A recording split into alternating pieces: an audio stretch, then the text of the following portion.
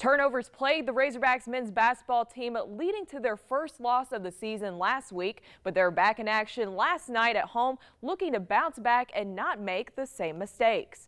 Arkansas facing off against Mount St. Mary's. The Mountaineers were just 1-6 heading into last night's matchup. Dusty Hannes slashes to the basket and drops in a floater. Arkansas on the break. Jalen Barford with a nice finish to build up an early lead for the Hogs. Barford, one of the big JUCO transferred for the Razorbacks. Barford goes up for the layup. It's blocked. The Mountaineers get out into transition. Some quick passing ends up with a Greg Alexander layup.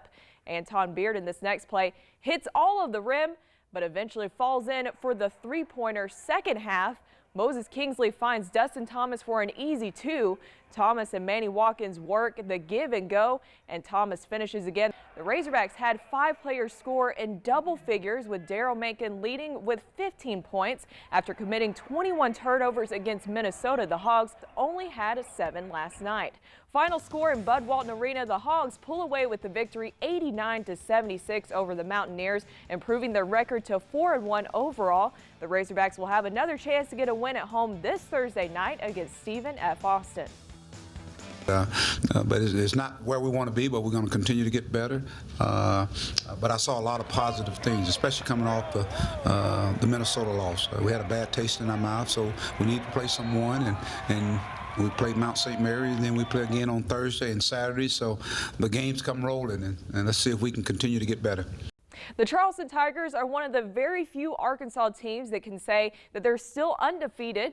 While their offense gets a lot of the praise for getting them to the 3A semifinals this week, their defense deserves just as much of the credit.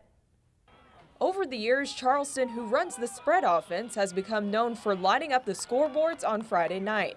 But their defense has been the silent heroes, helping the Tigers maintain a perfect record. Everybody always thinks of Charleston's offense, as being an explosive offense, but we really want to get back to being known as a defensive team and just shutting people out and playing our brand of defense. The Tigers' defense has made a strong statement this season, shutting out 2 opponents and only allowing around 11 points per game. Charleston head coach Greg Kendrick knows how far a good defense can take you. Defense wins championships.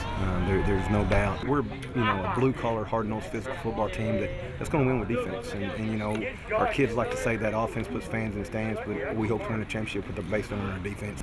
Yeah, it feels pretty good knowing that you can go out there and really stand up to some of the best offenses in the state. We just all have a mean mentality, I think, and a really physical mentality. Charleston's defensive unit credits their success to their strong senior leadership.